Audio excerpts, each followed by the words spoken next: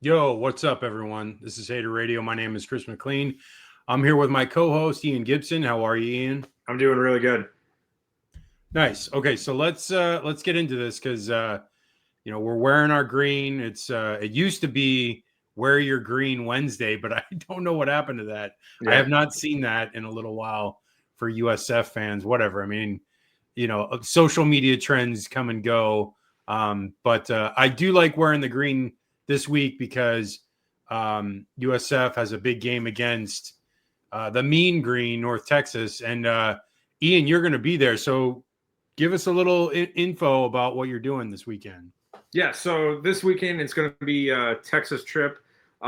We go in on Friday, and then obviously we'll be hitting the USF North Texas game, which this game has massive implications in not only the American conference, but now the entire landscape of the group of five, because it looks like whoever's going to win the American is going to be in the driver's seat to get into the playoff.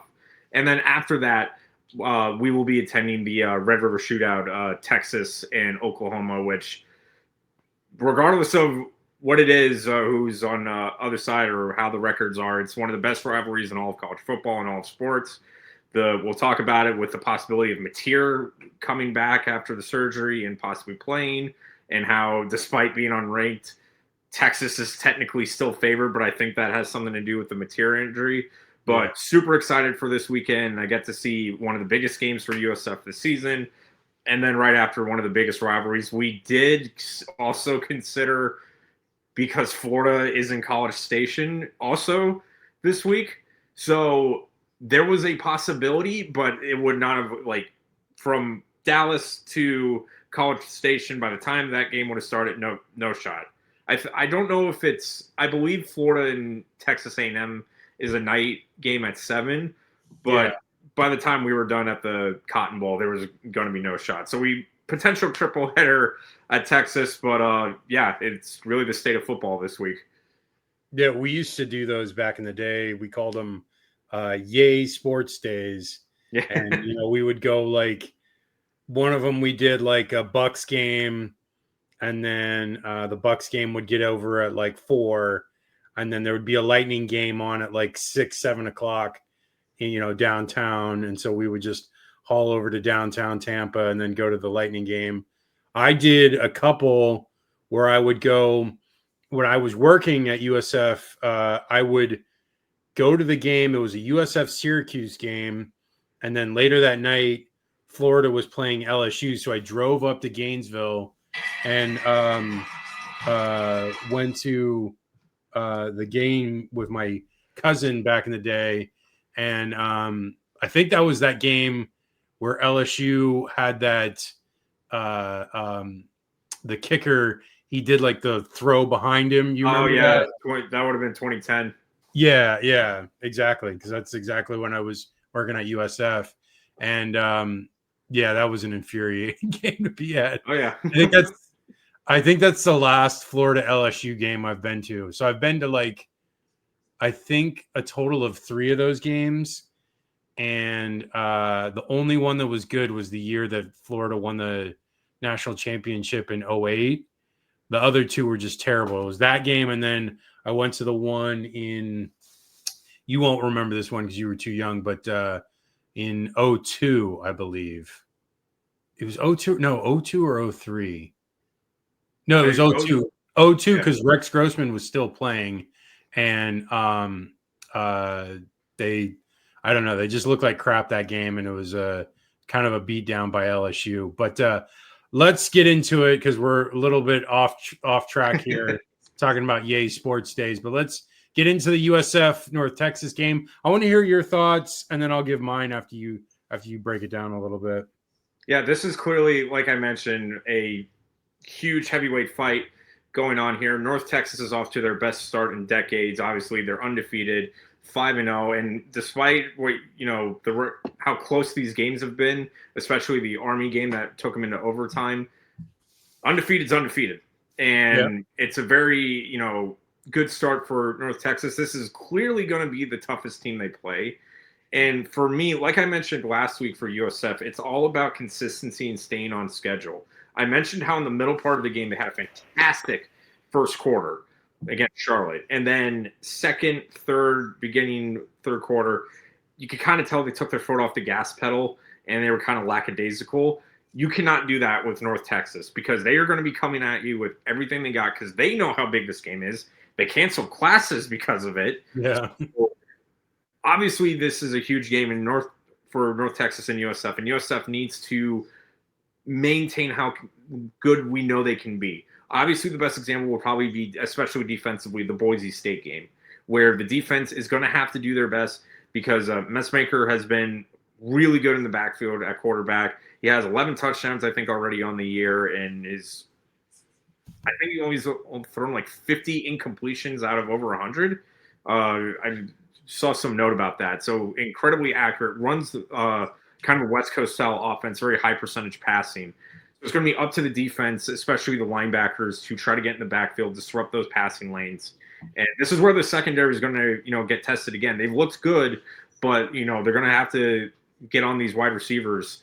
Guys like Coleman for North Texas. He's doesn't have a touchdown yet, but he is the leading receiver in yardage. For USF offensively, obviously it's going to live and die off Byron Brown, but the running game also needs to give him more support. Obviously, Norton's not going to be playing with the injury, but the other guys are going to have to not make those read option plays so predictable where Byram is going to be running, and also those RPO plays, when USF goes for the big play, they're going to have to hit. And I think, again, similar to the Boise State game, if they're going to take their chances and they're going to take their shots, they have got to hit. And we know they can. It's just a matter of how quickly they can do it. For this game, clearly, I think it's going to be a close one. It's really tough to say because obviously USF is, they beat Florida on the road. They played Miami on the road. I feel like stuff like that will give them an edge, mostly of the fact that this is North Texas' biggest game. For USF, they've already played a lot of big games. So I think they're more ready. But, that being said, this is clearly their biggest game until they play Memphis or somebody down the road. I'm going to say it's tough because that's the other thing. North Texas has a top 5 defense in the AAC.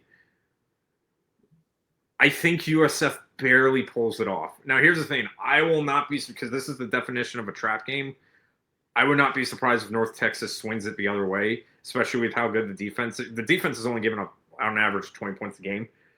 But I feel like if USF can make it a shootout, it's their kind of game.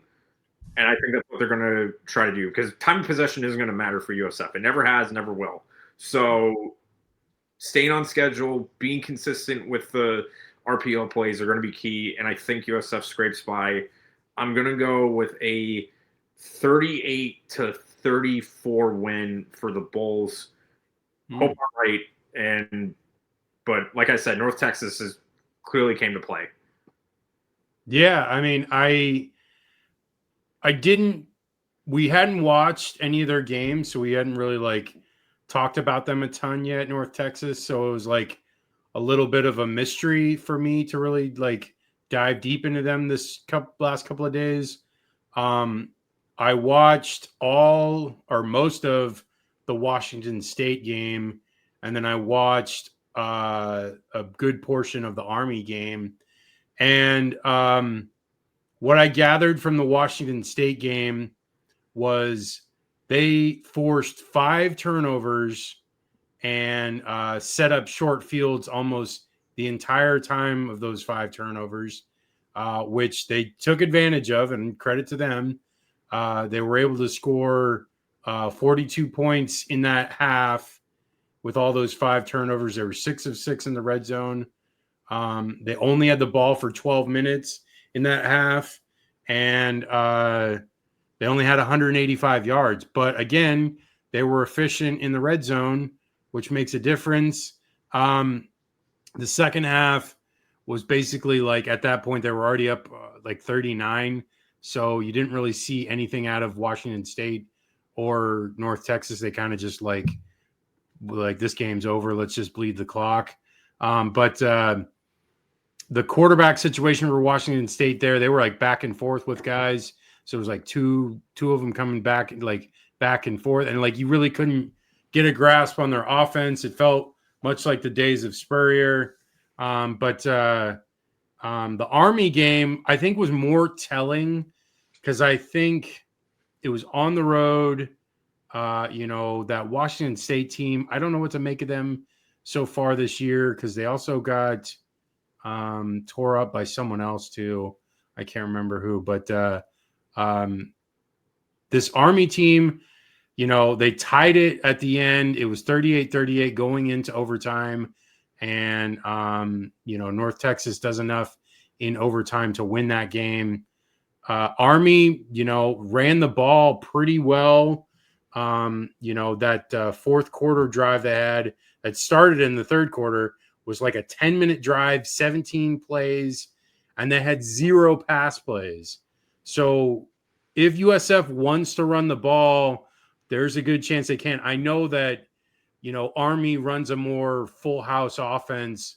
So like you're going to see more tight ends and H-backs in their formation. So like it's not going to be the same running as USF is going to have. But I feel like USF's linemen are probably better than Army's linemen, just, putting it out there. And their running backs are probably more athletic than, Army's running backs and quarterbacks. Just from what I saw, like clearly they can cause turnovers because they, even in the Army game in the first half, they caused 3 turnovers. So that helped them build a pretty big lead to start that game. So both first halves against Army and Washington State, the best 2 opponents they've played so far, they were able to cause 8 turnovers. Now, USF had a lot of turnovers in the game against Charlotte. So hopefully they can limit that. I think they had 3, right? Wasn't it like I think yeah. A fumble by Isaac, fumble by Byram, and then an interception by Byram. So if they can get that to 1 or nothing, then they can really kind of take North Texas out of their game of, the luck of the turnovers there. Because a lot of them were just bad throws by Washington State.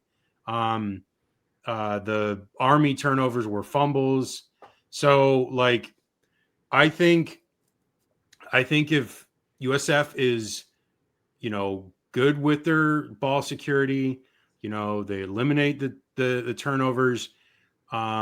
Defensively, I think they're going to have a hard time, though, USF. I think North Texas is going to be able to score. And you gave a prediction of 38-34. And that's honestly probably what the score is going to be because North Texas runs the up tempo as well. They have a very similar offense to what USF runs. And their wide receivers, I don't know, might be better than USF's as a totality. I like Chaz Nimrod probably better than anyone on the field.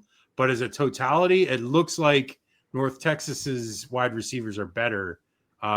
So that'll be tough there because USF, did get burnt a little bit there in that Charlotte game at times, especially second half on. If the defense does come to play, maybe it might be a different game. Again, they got to eliminate turnovers, like I said. If the offense on North Texas is clicking, you've got to match that. Like it cannot be one where you're getting into a game and you're 3 and outs. You've got to be able to match score for score because North Texas can score pretty well. With that being said, I feel like USF should be able to score on this team because I did see movement on both of those offenses against North Texas's defense. And I feel like USF is probably a better offense than either of those two and with better talent. So I feel like USF should be able to hang in this game. Oh, it's tough because I know you already predicted them to win. I think I want them to win too. I'm just like trying to think of it objectively. And I'm like, I don't know. It's on the road. It's a Friday night. Like you said, it's not easy. And that's what I said. Out of all the ones, I wouldn't be surprised. This is one of those where I'm like, I hope I don't see it because I'm going to be there, but I wouldn't be surprised. Yeah, this is probably USF's hardest game all year. outside of that Memphis game. And well, do they play Memphis and Navy on the road too? Yes, they Oh do. my Lord. How do the three toughest opponents all three on the road? That is remarkable. I don't know. I guess Jim Levitt made some deal with the devil, and now we're paying for it. Yeah. All right. So I'm going to go with. I can't just go with my heart because it's just it's not right. I have to be objective here, and I'm going to go with it. I'm going to say North Texas wins, but I'm going to say like a 31-28, and maybe like North Texas scores late there to win it. I hope I'm wrong, but I just feel like it's a road game. It's like I said, it's going to be a pretty intense environment, and I want them to win, but I feel like North Texas is going to pull it off. Okay, moving on to Ohio State, Illinois. Billy Buck. Yeah, I'm intrigued with this game because it's like, Illinois got smoked by Indiana, and Altmaier looked kind of average in that game, or maybe even mediocre. And then the last two games against USC and Purdue, he went for 390 and 328 in those games. And just I don't know what to make. Like, I'm like, is Altmaier this good? Is USC's defense not as good? I know Purdue is not as good, but like, what do we expect out of this game? Wide receiver for Illinois, Beatty, had a huge game against Purdue as well, 186 yards.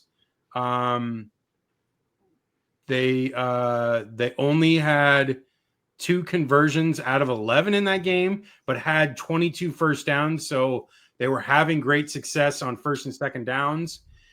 And then in the USC game, they were 7 of 10 on conversions. And so they seem to like have USC's number in that game. Like, even if they were getting to like third downs, they were able to convert there and keep the ball moving and keep their offense on the field. But they defensively have struggled in those conversions. When the Purdue game, they allowed 7 of 13, and then USC was 12 of 14. So I don't know what to make there, because it seems like Illinois, like, defensively is strong enough, but they're still allowing teams to move the ball at a decent clip. Because even though Purdue is not very good, they still move the ball decently, and USC made a lot of plays and were very close to winning that game. Ohio State, on the other hand, beat the crap out of Minnesota. Won 42-3. Julian Sayin threw for 326 yards. Carnell Tate had 183. They forced 7 punts, and they only allowed 1 third down conversion in that game. So, I like Ohio State a lot in this game. It's in Champaign, so, it might be an intense crowd, but it's an early game. It's that noon kickoff garbage that Fox loves to do. Conversely, the Alabama-Missouri game is a noon game too. I don't know how that fell through, but I like Ohio State in this one. I think Illinois will probably stay around in this game for a while. Ohio State's defense is good enough to really, kind of hamper Altmaier. I think it's probably like a, 37-20 game. And maybe Ohio State is like putting in their backups with the last like drive or something. What do you got, Ian? Well, doing the homework on this game, obviously, this was one of the longest running rivalries until 2016, when the scheduling just kind of stopped. And this is the first time they're playing since 2017, but it's been largely dominated by Ohio State. Last time Illinois won was in 2007, when everything was on fire in college football. And on top of that was Ron Zook. It was Ron. I was going to say Ron Zook. He went from one blue and orange team to another blue and orange team. They were literally wearing Illinois stuff while they were practicing with Florida, until they left. It was insane. Like the coaches were like wearing Illinois gear while they were practicing with Florida. Yeah. Ridiculous. Yeah, that was funny. But yeah, it was 2007 the last time they had it, and on top of that, since then Ohio State has won every game since they've played, and the only time it is the closest margin of victory that Illinois has gotten to, where they've lost every game, but it's been 10 points. Every game has been a blowout, and the last time they won in Champaign was in 1991. Oh, wow. It has been now they've won other games in between, but it's always been in Columbus. But yeah, 1991 was the last time, and since hockey season just started, some guy named Mario Lemieux just won his first Stanley Cup with the Pittsburgh Penguins. Yeah. Anyways, it's not Wayne Gretzky trivia today. Not this time. For this game, though, I feel like with Illinois, what they're going to have to do is, like they did with USC, make it a shootout. That's what their strength is, their offense. And clearly that's going to be what they're going to try to do, force Ohio State's hand. But the problem is that Ohio State has the number one defense in the Big Ten, the third best defense in the country, and the third best passing defense in the country as well. Yeah. So it's not going to be easy. And I think Illinois, I don't think this is going to be as bad of a blowout as it was against Indiana or the last couple of meetings with Ohio State. But I feel like Ohio State will get the job done, and the defense will, get to Altmaier a bit. I think Altmaier will do everything he can. We know how talented he is, but I don't think there's enough there to kind of get Ohio State off balance. So I'm going to go Buckeyes winning. They'll take the Illy Buck Trophy back to Columbus. I'm going to go with let's do a 34-20 win for Ohio State. All right, moving on to Alabama, Missouri. I want to hear your thoughts on this one first. Yeah, the Ohio State, Bama and Missouri. Noon kickoff. It's in Columbia. This is going to be an interesting. Obviously, the shining light has been the running game for Missouri on top of Probula coming out party. He's got the 9 touchdowns. He's already over 1,000 yards. But the running game, especially from guys like Hardy for Missouri, has been really, really good. Yeah. But Alabama's starting to get it together. They really obviously they won the game against Georgia. They pulled that one out. And then when things were looking, like here we go again against Vandy, they stayed focused, stayed the course. They realized, hey, we're the better team here. And they went out and played it a whole 4 quarters. I feel like that's what Bama is going to do here. They're going to play a full 4 quarters. Obviously, Missouri is going to be trying to be the perfect trap team. They're excellent at this. But I think Bama gets it done. I think guys like, Ty Simpson, Ryan Williams, those guys are getting, obviously clicking, and Jam Miller being back to healthy. The offense is going to be way tougher to stop now. So I'm going to take Bama winning. I think Missouri will probably keep it close to the half, but I think Bama pulls away at the end. I'm going to go with a 31-19 victory. Yeah, this Missouri team is like, last 4 years, it seems like they only have 1 or 2 tough games all year, and they kind of get inflated with playing bad teams. So, they look, numbers wise, record wise, they look great, but when they play a good team, they get smoked. And so they're playing a good team here. Like you said, Alabama was left for dead week 1, and now they've come back so much since then. Played great against Georgia. They dominated against Wisconsin. They played really well against Vanderbilt and really kind of, stifled them the second half. They shut them out, and they're just, I don't know, they're just better than what people had thought they were at the beginning of the year. The difference from beginning of the year to now is night and day. And that Missouri team, I don't think is ready for this Alabama team. I don't think they're good enough. Probula is a okay quarterback. The game against South Carolina, he didn't put up a ton of yardage through the air. He had some yards on the ground. Yes, their running backs are great. Hardy and Roberts, those guys are studs. They're a great 1-2 punch. Defensively, they've looked pretty good, but again, they haven't played anyone. So now they get a real test. And again, I have talked about this since that first game, and I've really been keeping track of Ty Simpson.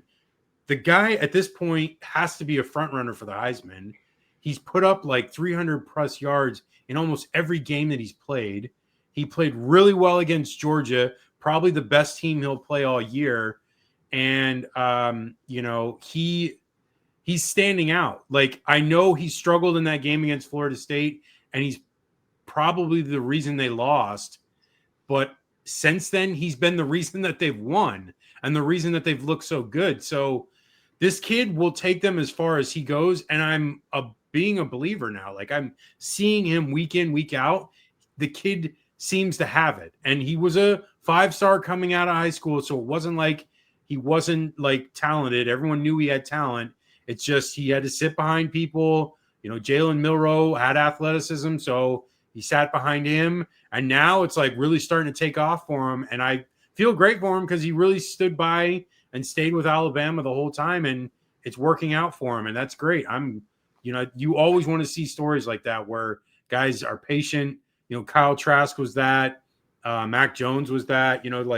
Just the patience to stay with the team that gave you the scholarship and the opportunity. So, no, I just feel like Alabama's going to win this one pretty easily. I'm going to say like a 34-17 game.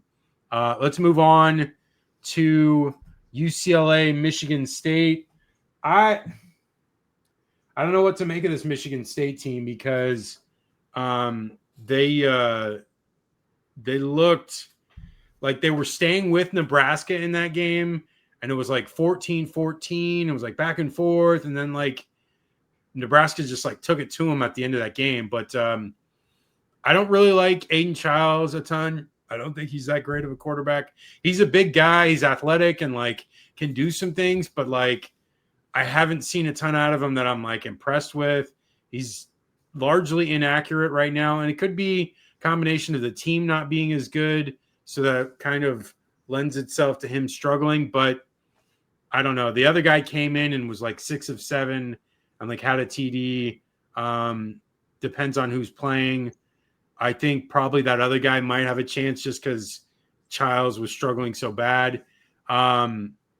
Regardless, for this game, if Nico plays as well as he did last week, which he was basically like National Player of the Week by everyone, if he plays as well as he did last week against a way better team in Penn State, I think they have a shot. The converse side of it is the fact that they're playing at like, I don't know, what is it, like 11 a.m.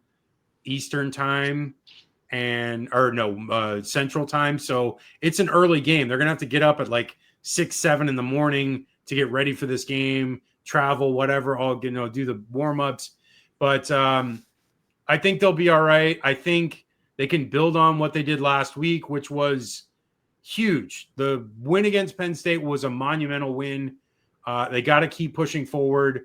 If Neuheisel has a game plan like he did last week, Michigan State's defense is not that great. They can put up points. They put up 42 last week. I think they can put up at least 35. I'm going to say if that offense that we saw last week comes out this week, I feel like they can win like 35 to like 28. What do you got, Ian? And on top of that, I feel like UCLA's defense can get to Michigan State more as well, because Childs definitely dual threat guy, but that offensive line has really let him down. I feel like that's kind of a problem too. The good thing is he can run, so he can run out of the pocket. So that might be a new layer that they haven't seen yet at UCLA, because clearly with Alar, he was a pocket passer, but with Childs, he's going to be running a lot. So they're going to have to change their plans with the linebackers, probably put Spire, blitz packages to make sure he doesn't escape the edge. But I feel confident with UCLA's defense being able to get enough stops here. if they can do as good as they can on defense last week, especially the first half that they did against Penn State, I think they'll be okay, regardless how many points they have. I feel like if UCLA can honestly get 24 points on the board, that might be enough.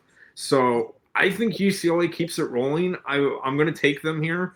I don't know if this counts as an upset, but I'm going to take the Bruins winning. I'm going to go with a 27-17 win for UCLA.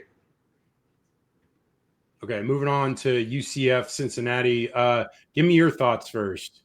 Yeah, it's funny, these guys, because they were originally in the MAC, then both split, and then they kept playing each other in the AAC. So, and for history, both of these teams, their first Big 12 wins technically were against each other both years. So I was like, does it count? I don't know if it should, but anyways, Cincinnati, yeah, since he's been going off since that loss to Nebraska.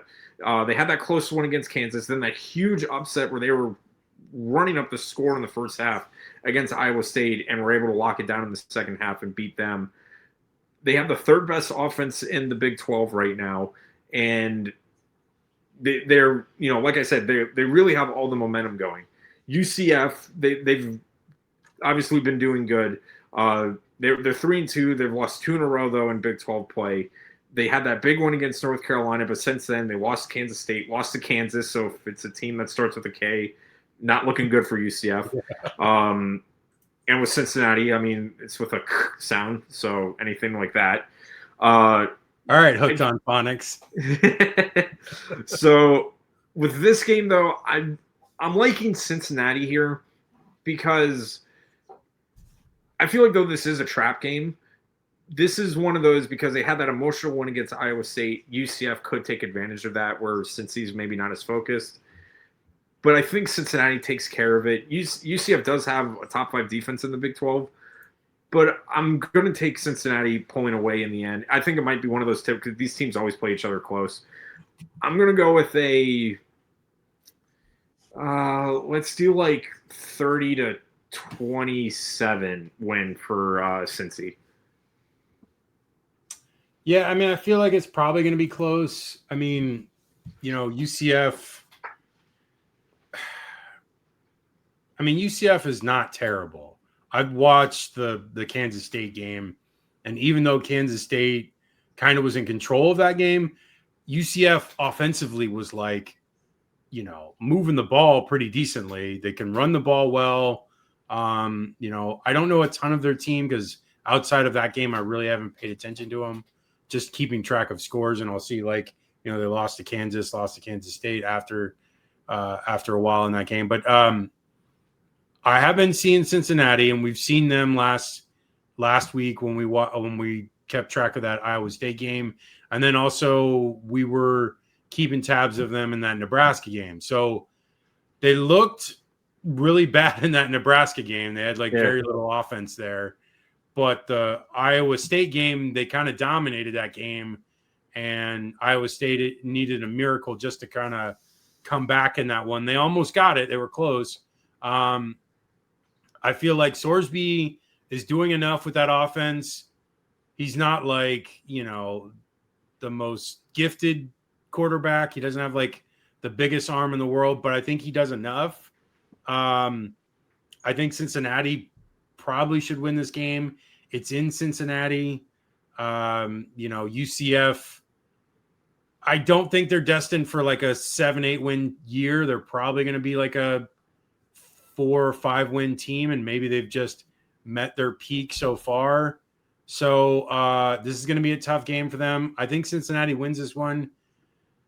I think UCF will keep it somewhat close, but I think Cincinnati will win by 8 or 9. I'm going to say Cincinnati 29-21.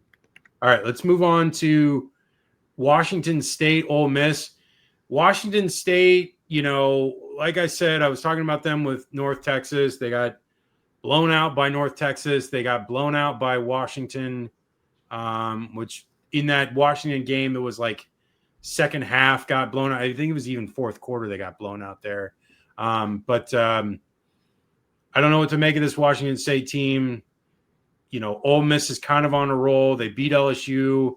Chambliss is doing great things. Doesn't look like Austin Simmons is coming back yet. I don't even know if he's going to get the job because Chambliss is looking amazing right now. Ole Miss, I don't know what to make of them because outside of the LSU game, I want to see more of them because they kind of were in a shootout with Arkansas where they barely won. The Tulane game, they were better than Tulane, so it's not really a great test for them. These games coming up, they've got Georgia, they've got Florida, they'll have some other tests. We'll see how tough this team is.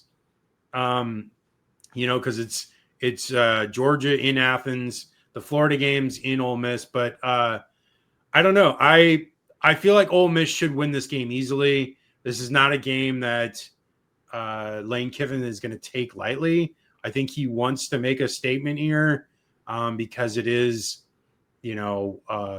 formerly Power 4 team that they're playing against. I feel like they should win 38 to 20. What do you got? Yeah, and for me as well, Washington State's schedule, with the exception of playing Washington, there's been a lot of layups, and the only other exception would be North Texas. They got blown out by North Texas, obviously, when they played them on the road. And their one road win 2 weeks ago was Colorado State, where they won 20-3. Now you got to go to Oxford, way tougher environment. Yeah. So I feel like just that in general is going to be a bit of a rattle the cage a bit for the Cougars. The offense hasn't really been, it has not been where it needs to be for Washington State. Far cry of when, Leach was there. Defensively, it's been a bit better against certain teams, but I feel like this Ole Miss offense, especially the running game, will have no problem right now. And the defense has been getting better. The Tulane and the LSU game, you've been seeing improvements on the defense after they, gave up 35 to Arkansas. So I think Ole Miss handles business. I think they'll pull away here. I'm going to go with a let's do 40-17. Okay. Big game of the day. Number 7, Indiana. Number 2 or number 3, depending on your rankings, Oregon. I mean, if there was a game I could be at this year, it would be this game. I love the Ducks, the uniforms, the stadium at Outson. I love all the what comes with Oregon. Dan Lanning's a great coach, defensive minded, but keeping the offensive philosophy at Oregon that's been there for 20 years now. And this Indiana team, I've talked about them. I love Cignetti. The team does not have the greatest talent, but they are just dominating teams for the most part outside of that Iowa game. And they have a great quarterback in Mendoza. Their offense and defense is stout on both sides of the ball. They're able to move the ball very well. Defensively, they make teams make mistakes. They already have a special teams block, I believe, in the Iowa game, and and I think they had one in the Illinois game too. So they are extremely competent in all 3 phases of the game. I think I like Oregon in this game, though. I like Indiana a ton, but I just feel like it's in Outson. It's a huge game. This is game days there, right? Yeah. So game days there for this game. So it is a lot going to be going on. It's going to be chaos. I think that favors Oregon a ton. It really does. Indiana has not seen a crowd like this outside of the Ohio State game last year. And, it's going to be crazy. I like Dante Moore a ton. We've been talking about Dante for like 3 years now since he was at UCLA.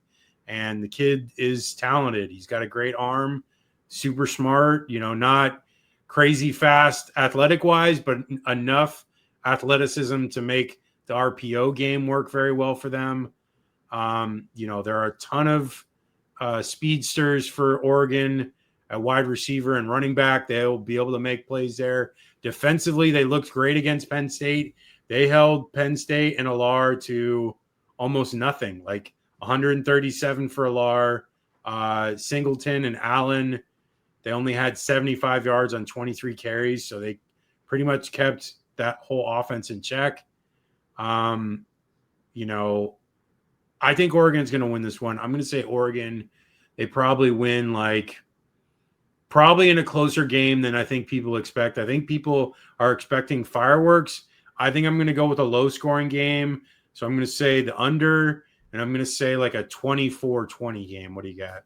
Yeah, and Oregon currently, after Georgia's lost to Alabama a few weeks ago, Oregon now has the longest home winning streak with 18 in a row. The last time they lost, in general, it was against Washington in 2023. That was Dane Lanning's first season. He hasn't lost a game at home since then. So it's definitely been a really tough environment. And if you think it's easy, ask Ohio State last year how easy it was. Yeah. This game clearly for Indiana, I mean, you thought the Illinois game was the biggest one so far. This one, much, much more difficult because now they're on the road. They're in Oregon. And the team is – both of them what's hilarious is in the Big Ten – the second best offense is Indiana. The third best offense is Oregon. Yeah. The second best defense, Indiana. Third best defense, Oregon. So when it comes to stuff like that, you kind of have to throw the stats out the window because you're like, well, I mean, it's good on good. At both sides, it's good on good. So yeah, they're good on good, but I feel like. Yeah, it's one of those things. I usually side with history, and I feel like with Oregon, I'm going to take them winning it. I think Oregon gets it done. I'm going to go with a close one, too. I'm going to go with like a 28-23 win for the Ducks. Okay, moving on to the game that Ian's going to be at, Oklahoma, Texas. I want to hear your thoughts first. So I've been looking forward to this game all year since I heard last year that we were going to go because it's one of the best rivalries in all college football. And regardless of what the record is, you always know this game is going to be fun. It goes either two ways. It's either a huge historic blowout or it's going to come down to some ridiculous like last-second Hail Mary where a team wins by a touchdown or a field goal. Yeah, it's what I love about this game. And just two sides that just hate each other, doing whatever they can to beat each other. It's the beauty of college football. Obviously, in this game, if you were to tell me at the beginning of the year that the Heisman favorite quarterback and the team in the top 10 and undefeated would be Oklahoma, and the team that is struggling on offense and stuck in the mud is Texas, I would have been like, dude, drug advancements have made a long way in the next couple of months, man. That's awesome. So I'm very excited for this game. Obviously, the biggest thing here is John Mateer going to play? And it's still up in the air. We literally just today, they were being very coy with it. Mateer clearly wants to play. And the whole surgery was kind of set up for him to come back again at Red River. With all that being said, man, it's yeah. I think Texas pulls it off because this rivalry is so unpredictable. Even if Mateer comes back, he had surgery on his thumb. The grip of the ball, I don't know, that's where accuracy could become an issue. And this is where Texas's defense needs to step up. You cannot go back-to-back weeks laying an egg and getting just run up and down the field. That was the strength Texas had through, no matter how bad the offense was, that was the strength they had. But now, after, obviously against the Florida game, they have to bounce back. And I feel like they can. I'm going to take Texas in it, and I feel like to play their style of game. Obviously, we're going to have to talk about the offense with Texas. It's very simple. Get a freaking running game going. Arch Manning cannot do everything himself. Yeah. You have got to set up either toss plays to the outside, stretch plays, because clearly running up the middle is not working, or even screen plays, something to give the passing game and Manning some like breathing room. Make everything easy, high percentage. Sure, you could go for the big play, but there's nothing wrong with nickel and diming it if it's working. Make it third and manageable. Yeah. Clearly, Oklahoma, somehow Texas is the favorite. And I think it's Mateer, but if Mateer comes back, I feel like regardless, Texas's defense finds a way to get it done. Now, for the offense, obviously protecting Arch Manning in the pocket is going to be crucial. But that's the thing. This is where you got to run those plays where if that pocket breaks down quick, you have to have a dump at either the running back, the tight end. Somebody has got to be on the flare route or the flat to easily pass it out, which they are not doing. So one of those kind of plays to make it easier for Texas to just run down the field. And, of course, a running game. Holy cow, if they can get a running game going, they're going to be scary. But I feel like with this rivalry, it's very unpredictable. I think Texas gets it done. It's my upset of the week. I think the Longhorns – get a bounce back. They win with or without Mateer. I think the Longhorns win. I'm going to go with a 30 to 25 win, some crazy score like that. I mean, at this moment, I think I'm still leaning towards Oklahoma, regardless of Mateer being there, just because of how average Texas looked in that Florida game. They couldn't block Florida at all. And Oklahoma's D-line is similar to Florida's. There's a lot of talent there. They had 11 sacks against Auburn. Yeah. And, Arnold is way more of a running quarterback than Arch is. And I feel like that's going to be a similar case here because Florida was in that backfield the entire day. I think they had 33 or 34 pressures on Oklahoma in that game. So and that was only doing 4-man fronts. That wasn't even blitzing. They were doing the simulated pressures, but still, that was, only 4 really going in, and they were still getting to the quarterback, getting to Arch almost I'd say 70% of the time. And, he did hit some passes there at the end, end of the third quarter and fourth quarter, where he hit some deep passes. And he'll need Wingo and number 13 for Texas. I forget his name. Livingston. What is it? Livingston, yeah. Livingston. And then that guy from Stanford. They need all 3 of those guys to have good games, because the running game seems to be non-existent. And I don't know if they're going to go to it, because even Auburn struggled to run the ball as well against Oklahoma. So maybe that'll be a thing again, because Oklahoma's defense, which we haven't really talked a ton of outside of what I've just mentioned, is really stout. Yeah. And that could be the reason why I feel like Oklahoma should be favored. That's the reason why they'll be in this game. I think Mateer being out leaves a real mystery as far as offense. Their quarterback that was there last week against Kent State did adequate, but that was Kent State. They're going to play a much better team in Texas. But Texas struggled against DJ Lagway in Florida, who did nothing all year. And so now you're expecting to come out and to have a better performance here. I don't know. If Mateer was playing, I would definitely favor Oklahoma by 2 scores. Without Mateer, I feel like Oklahoma still might be the better team, just on my assessment. But it seems like Texas might have enough here. And you might be right, because these rivalry games are so weird, where it's the favorite team doesn't always win.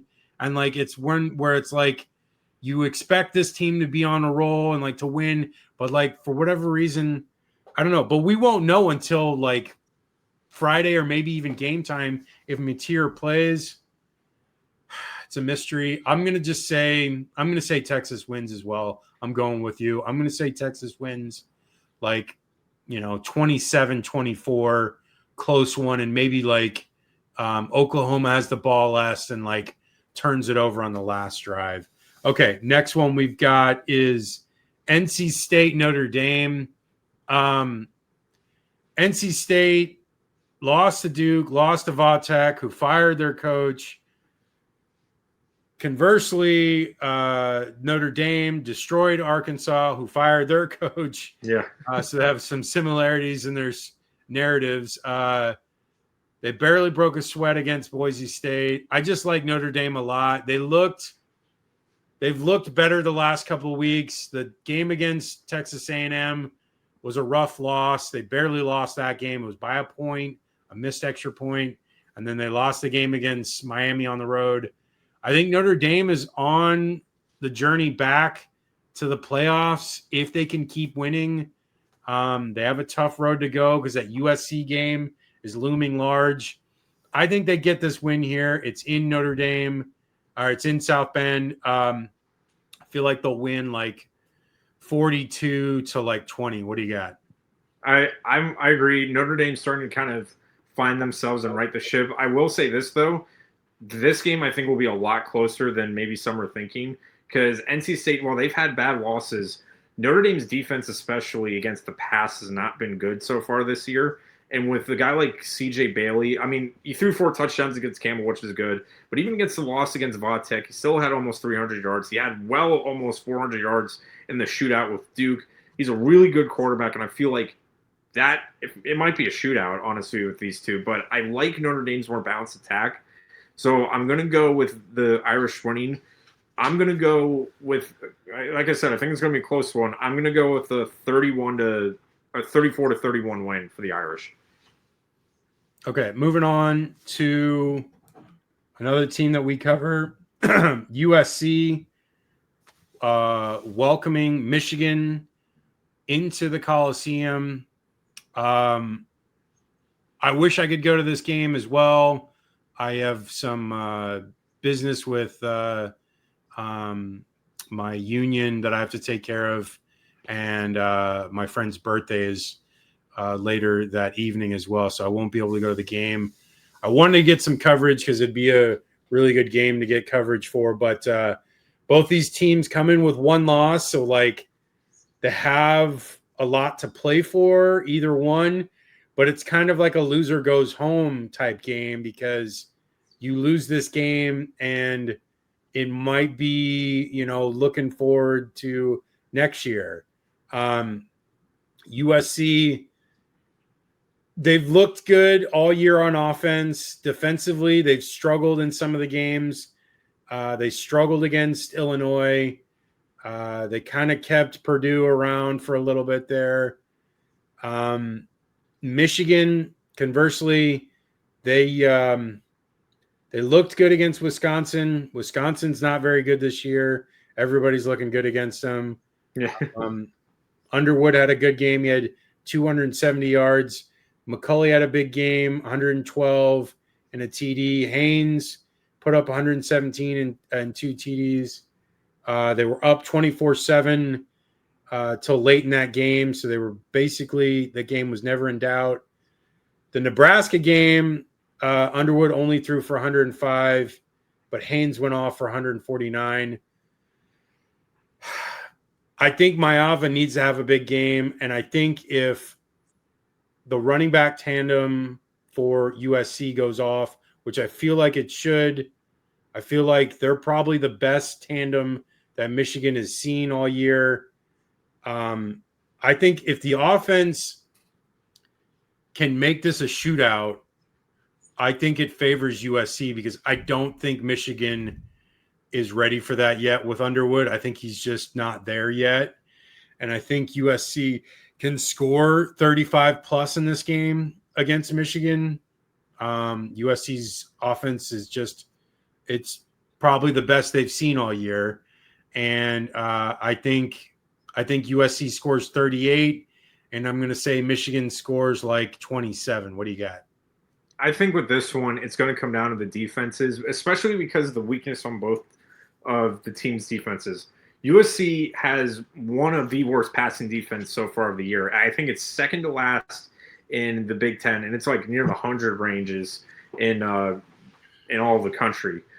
But they're top 25 in rushing defense, which is kind of Michigan's bread and butter, even with Bryce Underwood. Bryce Underwood only has 3 passing touchdowns the whole year, but he's so dynamic of a runner that it really doesn't matter what he can do with his arm because of how good he is with his legs.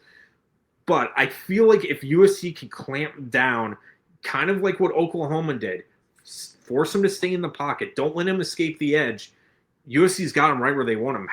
The goal will be force Underwood to throw the ball. Force, as bad as you've looked on the throw, you might as well have them beat you through the air than beat you on the ground. Because if Michigan beats you on the ground, the game's over. I feel like Michigan, if they beat them on the ground, it won't be close. Yeah. On the other side, USC, I feel like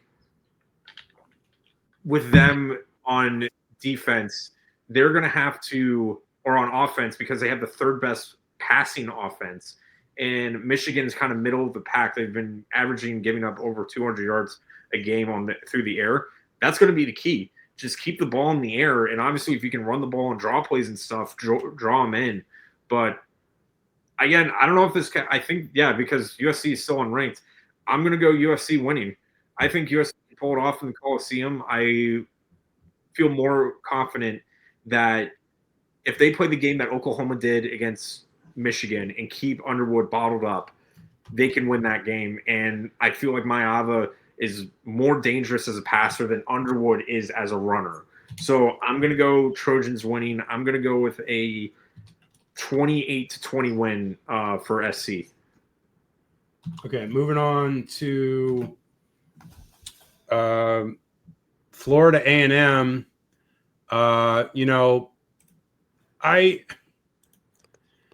don't know. I'm definitely at this point. I'm kind of like,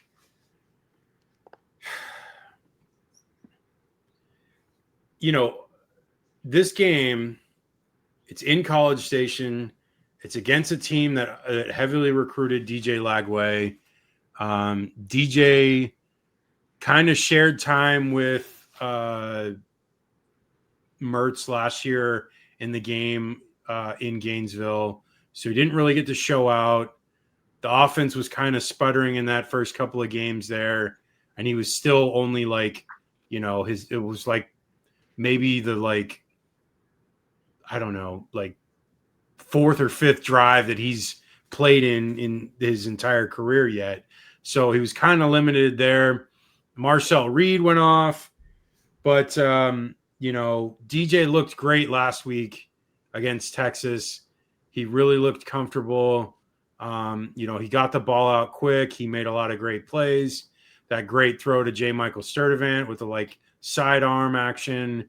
He had the look off for VB3's long pass.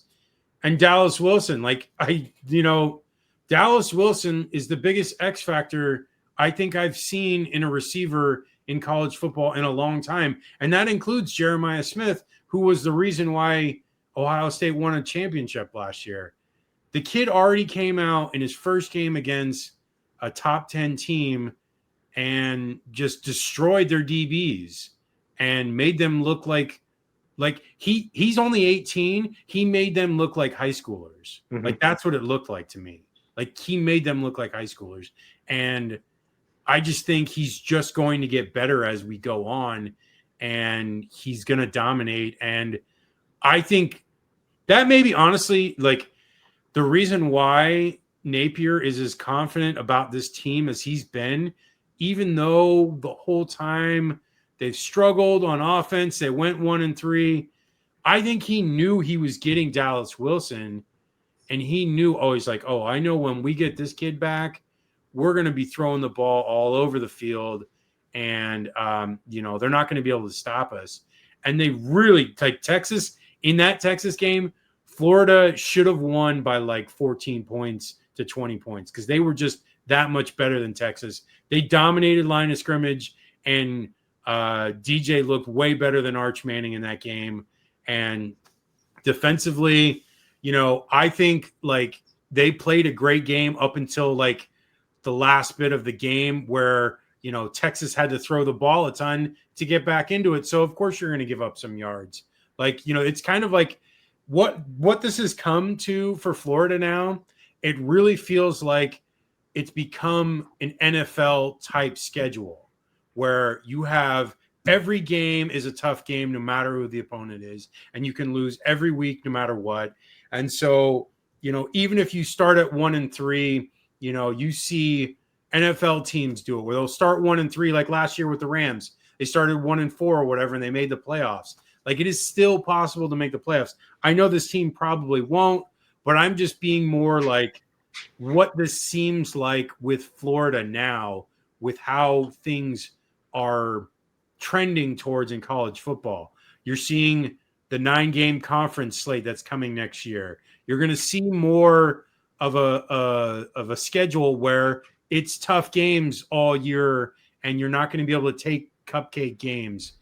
Florida's going to have Florida State and 9-game conference games, so that leaves only 2 openings there. One will probably be a cupcake, and then there's a couple of schedules in the future where it has like they've taken some of them off, but there's some still on there, Notre Dame and some others, UCF at some point. So they're not getting like layups there in most of those years. So I'm just saying, like, it's just the reality of what it is for Florida. And I know I'm going off on a tangent here. Someone says, but does USC have the defense like OU to do that to Michigan? Yes, USC. I don't know if USC has the defense. I don't think they do, but I still think USC is going to score 10.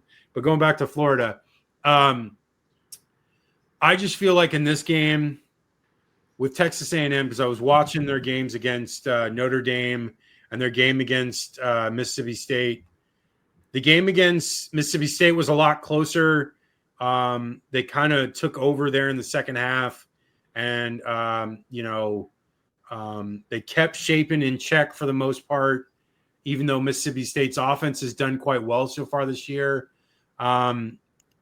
Mississippi State's defense was able to get some stops. There was a 4th down stop in the first half. Reed got picked off. And in the Notre Dame game, though, you saw A&M with a lot of explosive plays, which I saw someone say that that Texas A&M does not have a lot of explosive plays. And I don't know the number specifically, but I saw in that Notre Dame game, they had like at least 4 or 5 explosive plays that I can recall when I was watching the like 15-minute recap. So, I think this team is fully capable, and that's what Florida really needs to be watching out for here in this game, is limiting those explosive plays. Marcel Reed is going to get free. I like Miles Graham to be the spy here because he is super fast and super intelligent, and he reacts super quickly. So I can see him doing tremendously well against Reed, keeping him in check. With Texas A&M, they've got a lot of options here. Le'Veon Moss, they've got Concepcion, they've got Craver. There's a ton of offensive output here, and their defense is very stout. Like, they looked very good the last couple weeks, kept Mississippi State in check, pretty much just denied Auburn of anything, eliminated their run game. I know some people have talked about it on Twitter that UTSA and Utah State was able to run the ball well against them. And I think that was the case. And I have noted that too, because we had that game on our list of games to watch earlier in the year. So we definitely are aware of that. I just think it seems like Texas A&M defensively is getting better as the time goes on. And they've only gotten better with the opponents like ratcheting up. Like, it's, the Notre Dame game was the toughest one they've had, but like Auburn and now Mississippi State and now a Florida team. So it's like they've kind of stepped up every time into the next level of competition. I think A&M is going to win this game. I know I'm long-winded here throughout this whole thing. I want Florida to win this game, but it's a tough game. It's in College Station. It's going to be 7:00 game? Yeah, night game. So it's a night game, so it's going to be loud. I think Florida can stay in this game, but I think A&M does enough to win, and I think A&M wins like a 24 to like 21 game. What do you got? So the last time that Florida beat a top 10 team when they were the road team was 2012 against Florida State, when Florida State was number 10. And even further back, they've done it twice, and it was both against Florida State. The last time was when it was Ron Zook Field, the 2004 matchup. So unless you're named Florida State, it's not a good look for the Gators when they're playing a top 10 team on the road. I don't have the specific statistics, but they're 0 something for a long time, not counting obviously neutral site games like the SEC championship or the Georgia matchup. Yeah.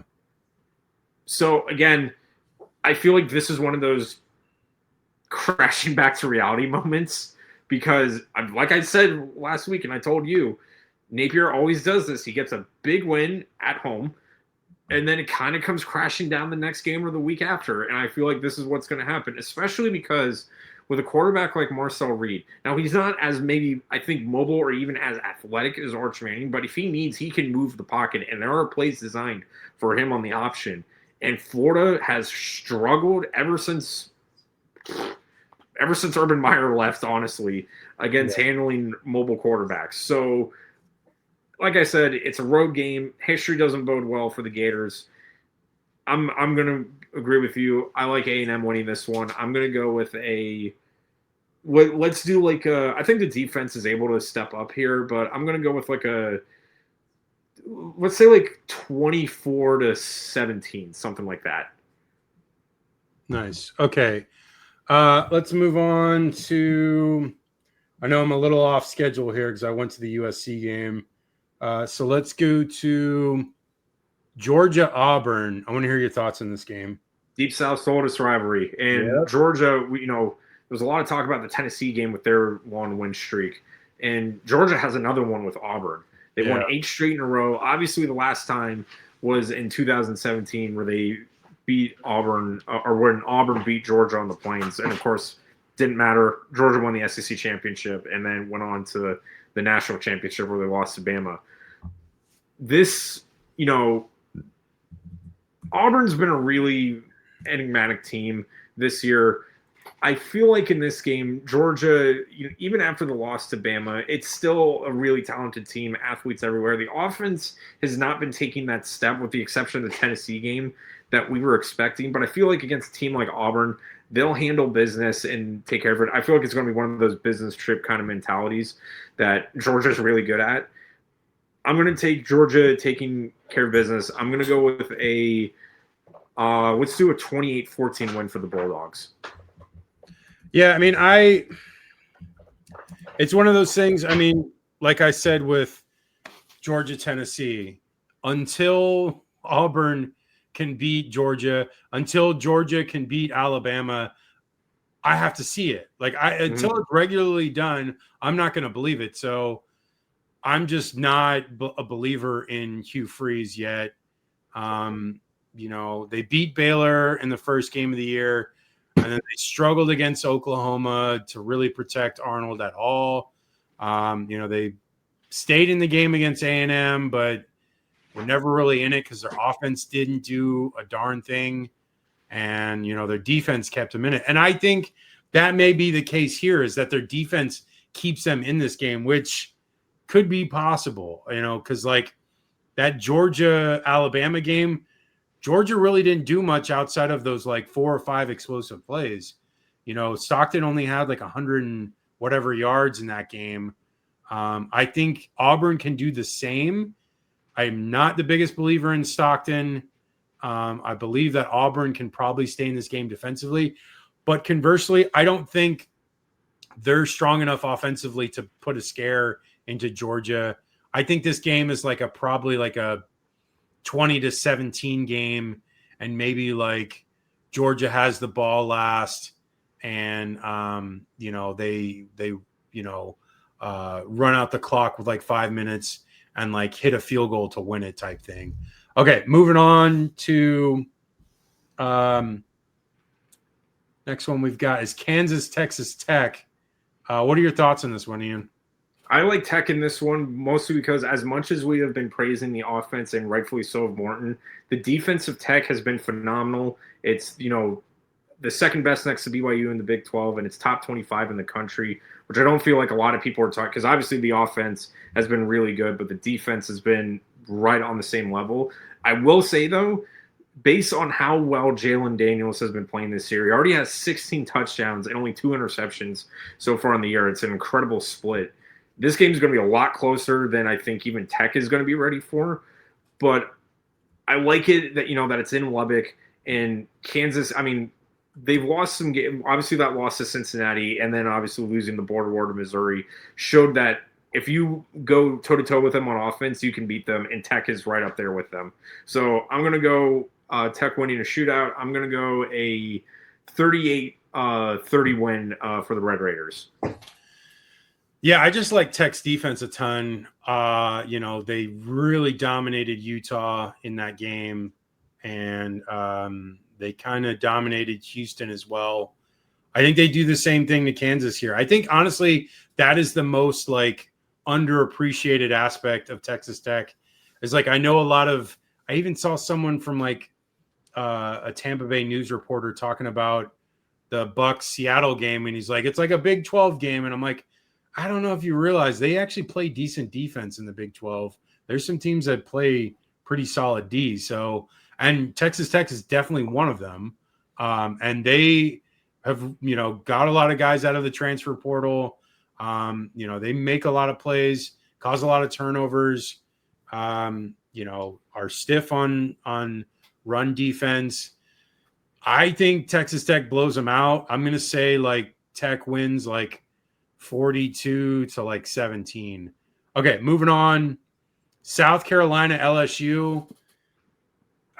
I mean, I don't know what to make of this South Carolina team, because they have an ungodly stretch the next 5 weeks where it's LSU and Alabama and Oklahoma.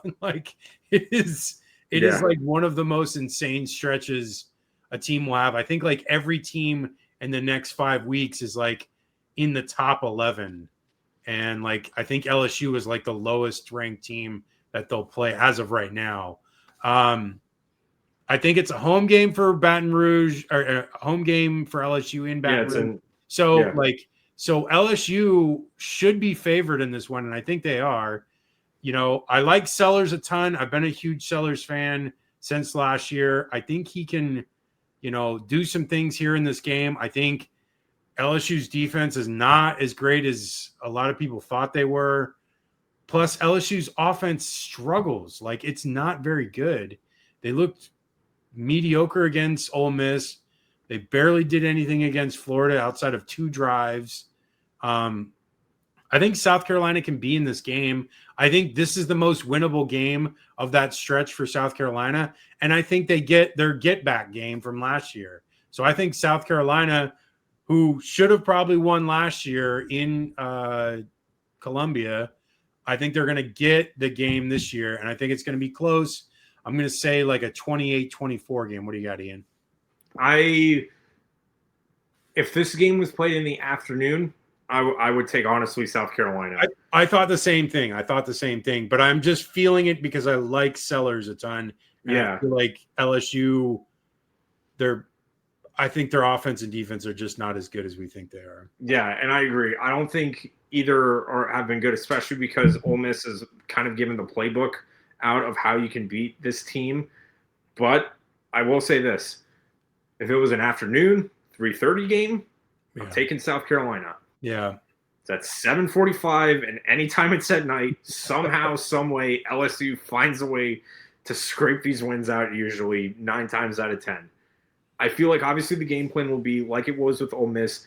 Get the linebackers of LSU moving around, get them, moving, and find a way to, not focus on one area. And a guy like Sellers can definitely do that. And especially because LSU's offense hasn't looked as good, but I don't know. I got a bad feeling that LSU just finds a way to win because it's at night. It's in Death Valley, and South Carolina, even when Sellers was down, yeah, I'm going to take LSU. I'm going to think they find a way to pull it out. They get their bounce back game after Ole Miss, and I'm going to take them winning probably an ugly game. I'm going to go let's do 23-17, something like that. Okay, next game we've got is BYU Arizona. I want to hear your thoughts on this one before I give mine. Yeah, BYU is now in the driver's seat. Well, everybody technically is in the driver's seat of the Big 12 now. But we talked about it last week. This was definitely a trap game for BYU, especially because Arizona has had a lot of talent. And, they're 4-1. Their only loss was a bad loss to Iowa State. But, they blew out Oklahoma State, which everybody and their mother has. But they got to win against Kansas State. I like, obviously Fafita has been, we talked about him forever, really good quarterback. I feel like, though, the balanced attack of BYU is going to keep Arizona on their toes a bit more, and I like BYU's defense getting the stops because they did against guys like this, the Colorado game, West Virginia. The defense has come clutch when it had to be. So I'm going to take the Cougars winning. I think this is going to be close. I'm going to go a 28-21 win for BYU. Although I will say this is a game I would not be surprised again if Arizona pulls this one out, because Arizona's a really good team. It's in Arizona, and with the Big 12, you never know when they're going to throw a hand grenade in the standings. Yeah, I mean, I'm leaning more towards Chase Roberts and Bear Brockmeyer here. And the team last year that BYU had, I think they won 10 games and they were on the verge of getting to the Big 12 championship game, and they kind of faltered there. So I feel like it's a very similar team to last year. I feel like Bachmeier is a better quarterback than Retzlaff was, and I feel like that's a more dynamic offense than they had last year, and they were good enough last year to win 10 games. I feel like this team is even better. I think they win this game. I don't see them losing this game because, I like Arizona. I like what they've done. I like Fafita.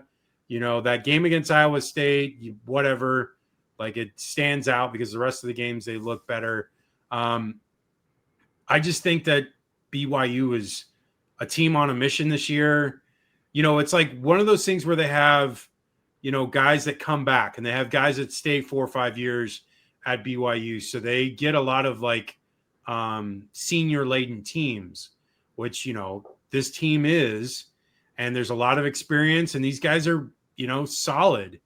And I just expect BYU to put up a ton of points. I don't know if Arizona's defense is going to be good enough to stop them. So I'm going to say a 34-24 game, and Arizona scores late to make it look closer than it actually is. Okay, moving on. Last game of the day. Oh, two. We got two more. Sorry. G5 game of the week as well. Can't forget that one. Arizona State and Utah, our last Power 4 game. Arizona State has snuck by a couple of these teams. They barely got by TCU 2 weeks ago. They barely got by Baylor.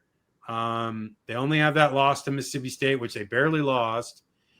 They've played in a lot of one-score games. I just like Utah in this one because it's in Salt Lake City. The offense for Utah, they're going to run the ball a ton. I think they're going to put up a lot of points because of that. Their defense is good enough to to keep Arizona State in check a little bit.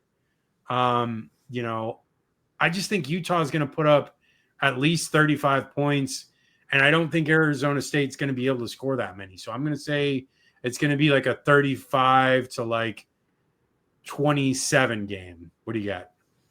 I think it might be the other way around for me because with Utah, well, only on this one, because I think Utah is going to win, but I think it's going to be in a different way, that Utah is going to be able to exploit the passing defense of Arizona State, because they're near the bottom in the Big 12 in passing defense. They're averaging giving up over almost 200 yards a game, but they're top 5 in rushing defense. And Utah has actually struggled against the run, which has kind of been Arizona State's backbone this season. But I like Utah in this one because the offense has actually been playing significantly better on average than Arizona State has so far this year. And Arizona State, no pun intended because of the Sun Devils, but they've been playing with fire since the start of the year. Obviously, you know, they lost to Mississippi State, but then they have 2 3-point wins against Baylor and TCU. I feel like this one on the road, Salt Lake City is an incredibly tough place to win, unless you're Texas Tech. But I'm going to take the Utes winning. I'm going to go with let's do a 30-20 win for Utah. All right, last game. We got the G5 game of the week. G5 Gibson, go ahead. So, all intents and purposes, the G5 game of the week is North Texas USF. But since that's Friday, let's get a game on Saturday. So, for this one, and I know it's kind of a weird pick because of the record of Air Force, but it's UNLV and Air Force. Air Force still hasn't won a Mountain West game. They still technically haven't even beaten a Division I team. And UNLV is undefeated, obviously, Dan Mullen's first year. But if you look real deep in the lines, and we were talking about this last week with Navy, Air Force hasn't been getting blown out in these games. No. Now, they took like a 19-point loss to Utah State, but they were in it. Same thing with Boise State, same thing with Hawaii, and same thing with Navy. It's one of those things where the ball just doesn't bounce your way. And not to mention, Air Force actually has a better offense right now than UNLV right now in the standings. Yeah. The problem is Air Force has the worst defense in the Mountain West. So if you want an old school run up the scores, you know, light bulbs breaking on the scoreboard kind of game, this is going to be the one for you. I think it'll be a shootout, but I feel like Dan finds a way to wiggle out of this one, and Air Force just eventually they're going to win, but I don't think it's here. Especially that it's in Vegas. I'm going to go with the Rebels winning. I'm going to go with a shootout, 45-35 Rebels. Yeah, I mean, I watched that Air Force team last week, and like, I don't know, they definitely struggle on defense, and I think UNLV will be able to score a ton. You know, Dan Mullen is great at scheming up plays, and I feel like, you know, Air Force, though, should probably be able to score. Their offense moves the ball quite well.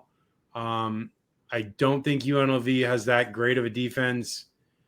They kind of got, allowed a lot of points in like the first couple of weeks. I know the first couple of games I saw like high totals they allowed. So I'm going to say Air Force wins this one. No, Utah wins it. God, man, I'm so off. Sorry. UNLV. Jeez. There we go. Third time's a charm. Got it. Yeah. Sorry about that. UNLV wins this one. I'm going to say like UNLV wins like probably 38 to like 31, and that maybe like Air Force has the ball late and like turns the ball over, and that's like the game. So I'm going with that. Okay.